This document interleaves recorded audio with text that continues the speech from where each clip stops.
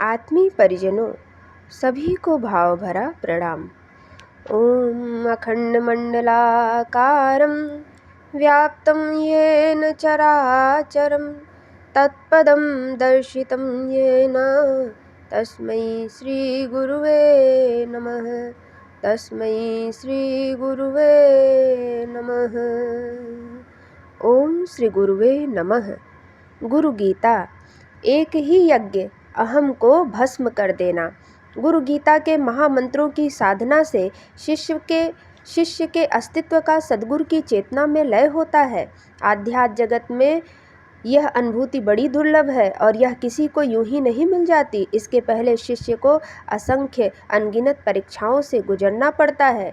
प्रत्येक परीक्षा उसके अहम पर सांघातिक प्रहार करती है। इस वज्राघात की पीड़ा जिसने सही है वही जान सकता है। इस तरह का प्रत्येक आघात शिष्य के समर्पण के समक्ष महाचुनौती खड़ी करता है। ऐसी असंख्य चुनौतियों का सक्षम उत्तर विरले ही दे पाते हैं, अन्यथा बाकी तो बुद्धि के तर्कों एवं मन द्वारा खड़े किए गए उपद्रवों के सामने हथियार डाल देते हैं। उनके हाथ पांव अनायास ही फूल जाते हैं और समर्पण पथ से विचलित हो पलायन कर बैठते हैं। आध्यात्मिक साधना की समरभूमि ऐसे अनेकों पलायनवादियों की कायरता की साक्षी रही है। समर्पण के भाव बने रहें, शिष्य का अस्तित्व सद्गुरु की चेतना में घुलता रहे, इसके लिए परम पूज्य गुरुदेव के ध्यान का सातत्य हमेशा बना रहना चाहिए। इसी ध्यान के बारे में ऊपर के मंत्रों में शिष्यों ने पढ़ा कि भगवान शिव माता पार्वती से कहते हैं कि शिष्यत्व की साधना करने वालों को अपने हृदय कमल की कर्णिकाओं के बीच गुरुदेव की दिव्य भाव मूर्ति का ध्यान करना चाहिए। भाव यह रहे कि उनकी दिव्य मूर्ति से शुभ्र चांदनी सा प्रकाश विकीर्ण हो रहा है। ये सद्गुरुदेव अपने शिष्यों के लिए वरदायी मुद्रा में आसीन हैं। उनके वाम भाग में उनकी लीला सहचरी दिव्य शक्ति माँ विद्यमान है। ध्यान की इस पवित्र प्रक्रिया को आगे बढ़ाते हुए भगवान भोलेनाथ माता जगदम्बा से कहते हैं, आनंदम आनंदकरम प्रसन्नम ज्ञान स्वरूपम निजबोधयुक्तम योगीन्द्रमीड्यं भवरोगवैद्यं श्रीमद्गुरुं नित्यमहं नमामि। यस्मिन् सृष्टिस्थितिध्वंस निग्रहानुग्रहात्मकं कृत्यं पंचविधं शस्त्रवद् भासते तं नमाम्यहम्। प्रातः शिरसि शुक्लाब्जे द्विनेत्रं द्विभुजं गुरुं वराभयुतं शान्तं स्मरेत्तं नाम पूर्वकम्। गुरुदेव आनंदमय रूप हैं। वे शिष्यों को आनंद प्रदान करने वाले हैं। वे प्रभु प्रसन्न मुख एवं ज्ञानमय हैं। वे सदा आत्मबोध में निमग्न रहते हैं। योगी जन सदा उनकी स्तुति करते हैं। संसार रूपी रोग के वही एकमात्र वैद्य हैं। मैं उन गुरुदेव का नित्य नमन करता हूँ जिनकी चेतना में उत्पत्ति, स्थिति, ध्वंस, निग्रह एवं अनुग्रह ये 5 कार्य सदा होते रहते हैं। उन गुरुदेव को मेरा नमन है। इस भाव से गुरुदेव को नमन करते हुए प्रातः काल सहस्रार दल कमल में शांत वराभय मुद्रा वाले, कृपा करुणा रूपी 2 नेत्रों वाले, रक्षण पोषण रूपी 2 भुजाओं वाले गुरुदेव का नाम सहित स्मरण करना चाहिए।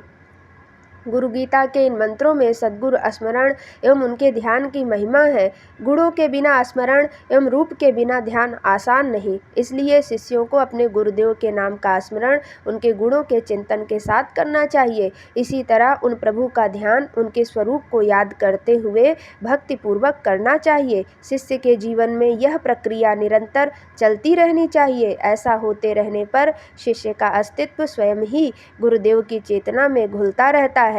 जिन्होंने ऐसा किया है या फिर कर रहे हैं वे इससे होने वाली अनुभूतियों व उपलब्धियों के स्वाद से परिचित हैं। ऐसे ही एक सिद्ध तपस्वी हुए बाबा माधव दास। गंगा किनारे बसे गांव वेणुपुर में उन्होंने गहन साधना की। गांव वाले उनके बारे में बस इतना बता पाते हैं कि बाबा जब गांव में आए थे तब उनकी आयु लगभग 40 साल की रही होगी। सामान के नाम पर उनके पास कुछ खास ना था, कुछ खास था नहीं। बस आए और गांव के बाहर पीपल के पेड़ के नीचे जम गए। बाद में गांव वालों ने उनके लिए कुटिया बना दी। बाबा माधवदास की एक ही साधना थी, गुरु भक्ति। इसी ने उन्हें साधना के शिखर तक पहुंचाया था। जब तक उनके गुरुदेव थे उन्होंने उनकी सेवा की, उनकी आज्ञा का पालन किया। बाद में उनके शरीर छोड़ने पर उन्हीं की आज्ञा से इस गांव में चले आए। चर्चा में गांव वालों को उन्होंने बताया कि उनके गुरुदेव कहा करते थे कि साधु पर भी समाज का ऋण होता है, सो उसे चुकाना चाहिए।